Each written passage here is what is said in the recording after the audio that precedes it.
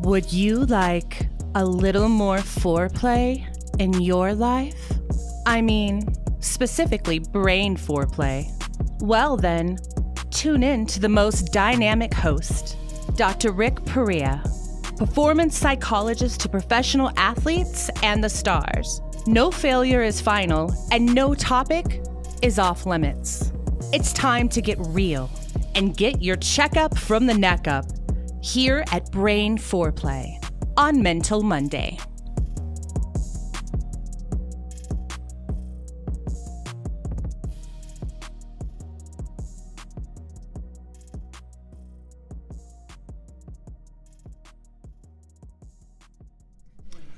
Welcome to Brain Foreplay, where you get your checkup from the neck up on Mental Mondays. Today our topic is very close to my heart, very close to my brain. The reason we call Get Your Checkup from the Neck Up is we have these brains right here. We always want to stretch the way you think here at Think One. And today's topic is going to do that.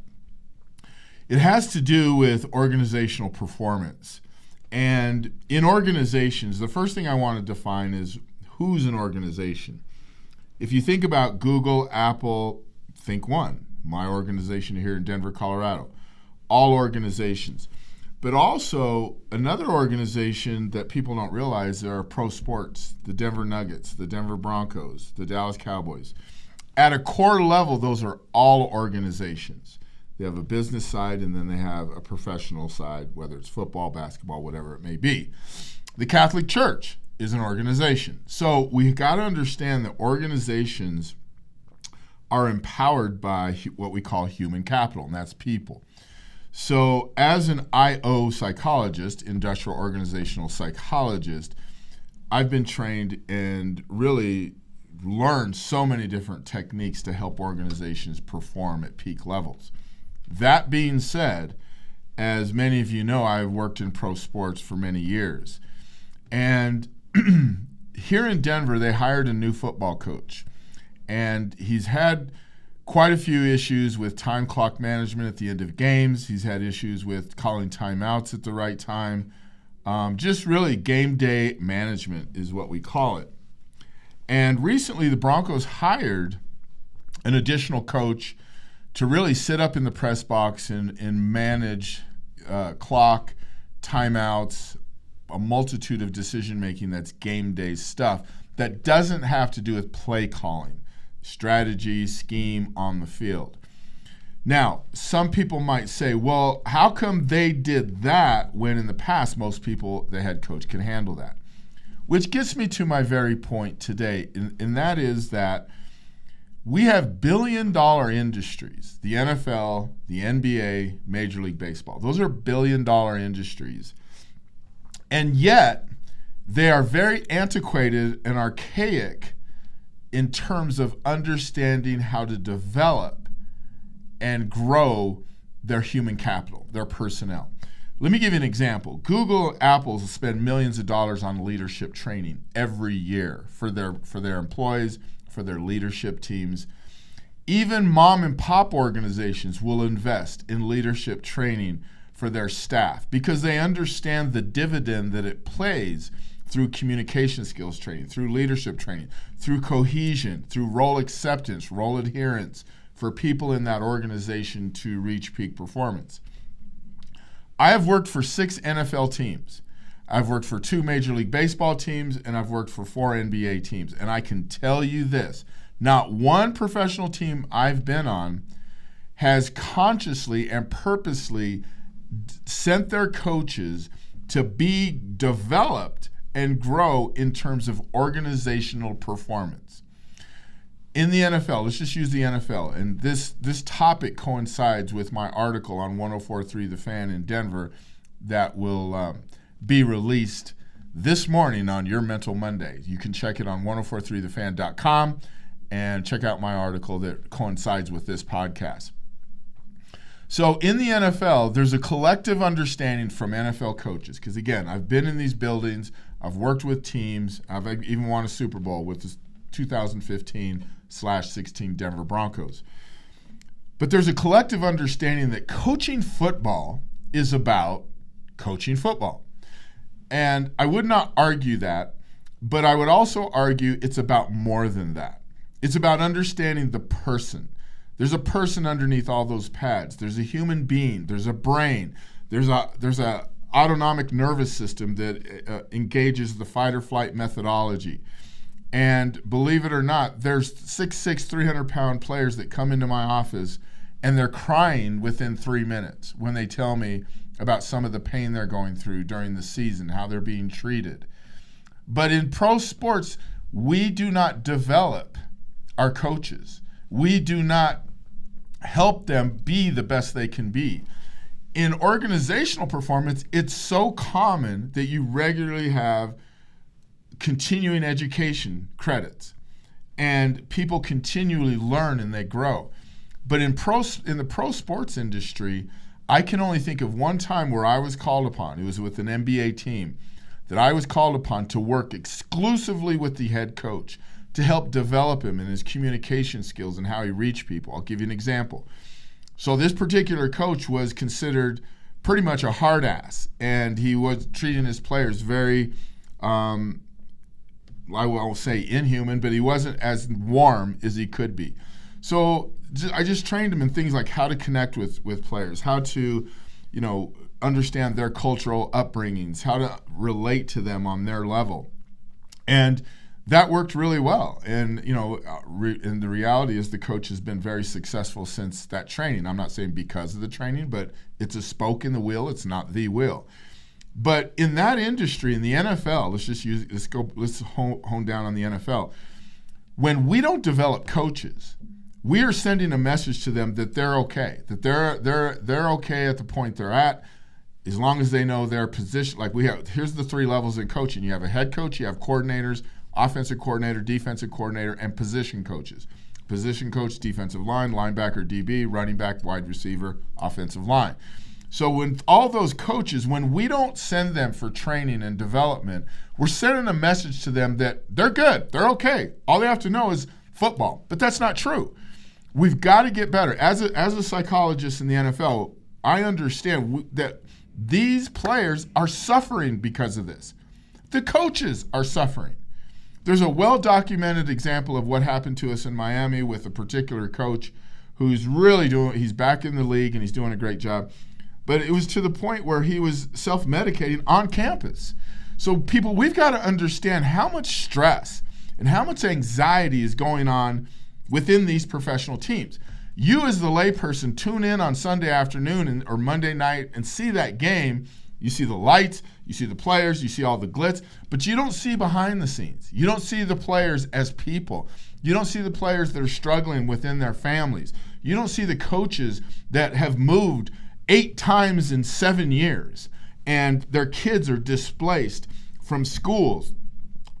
For example, their wife may say, I'm not moving anymore.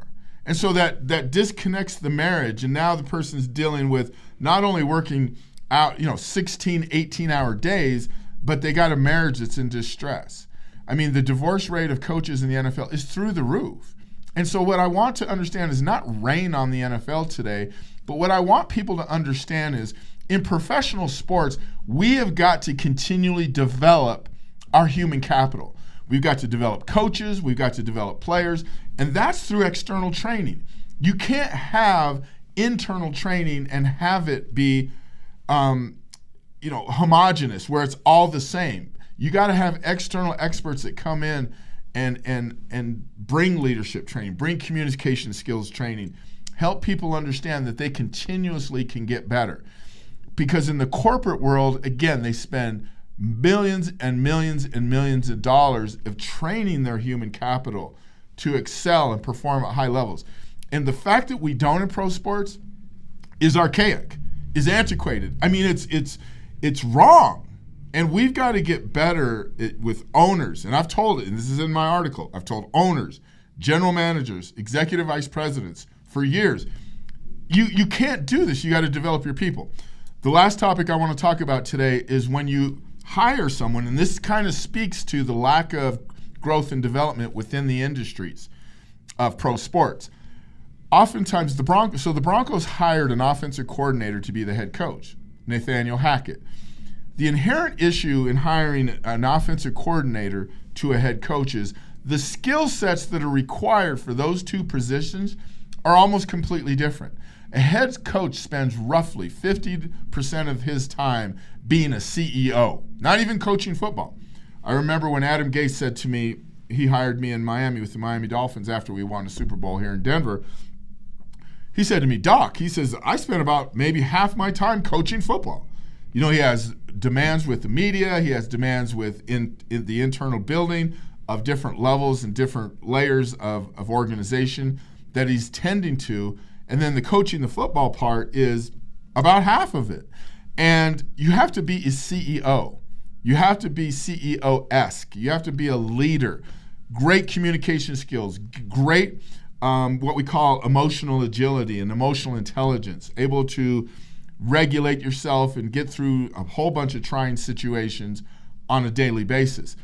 Offensive coordinator, their skill set, call plays, develop their personnel, identify personnel, scheme throughout the week, game plan throughout the week. That's very different than a head coach. So when we hire an offensive coordinator, a defensive coordinator into a head coach job, there is inherent conflicts right there. So the solution to that is we've got to develop pro teams, and especially what I'm speaking to today, NFL. NFL teams got to get much better at continuing education of their coaching staffs, of their staffs, period, to help them learn that human capital will perform its best when it's been continually trained and updated in the latest humanistic skills, how to communicate, how to lead, how to understand how leadership has changed over the years. There's a term called followership that people don't understand, the interdependence between leadership and followership. If you don't understand the psychology behind leadership and followership, you're not a leader. You can call yourself a leader, but you're not a leader that really understands the psychology of your followers. And guess who's your followers, coach? Players. And if you don't understand their psychology, you're missing the boat. They're just not these gladiators out on the field. They're people too. And I know that, and I see that. So really, we've got to understand here in Denver, there's a reason why Hackett's making so many bad decisions. He's not trained. His skill set has not been developed as a head coach. Now, here could be a solution. Let's say you like an offensive coordinator. You want to hire him. He has great skills in terms of the X's and O's and personnel development. Then he could go out and work with an external consultant that would help him develop time management, go through scenarios, really go through it on the board. Get outside the campus, though. Don't be under the umbrella of the Denver Broncos in the NFL, because you will not get the best training there. You'll get the best training from external consultants that have been trained in these things. I once heard Nick Saban said this. By the way, they've won a few national championships in the last 15 years, correct? I once heard him say this. He said he's not the best leader. He didn't get trained in leading. He wasn't, developed in leading. He's a football coach. So what does he do? He brings in leaders to speak. He brings in scholars to speak to help understand what leadership means for his coaching staff, for his players. So I'll finish by saying this. People in organizational performance, we've got to continually look within ourselves and say, how can we get better? And oftentimes it's looking externally to get an objective opinion, an objective skill set to help come in and develop us. Because when people here in Denver in the first 3 games are so upset with the decision-making of the head coach, I'm not going to blame Hackett. I'm going to blame the industry. The NFL in general is failing. The owners are failing head coaches and players because they're not demanding that there's internal growth and development going on within each organization by continually helping people get better. And until we have that thirst, until we have people that come in from the outside, and there are a few NFL teams that have hired some outside people who have no football background, they're just organizational performance people, and those are the organizations that will be on the cutting edge. And I'll tell you this, winning starts in the building. Winning starts at the top with ownership, with EVPs, with GMs before it even gets to the football field. People, I love you, trust in you, believe in you. You can always get your checkup from the neck up. here at Mental Mondays from Think One.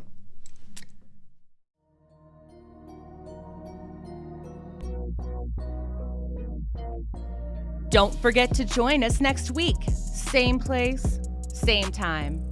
To get your checkup from the neck up, fortified by foreplay. That's brain foreplay.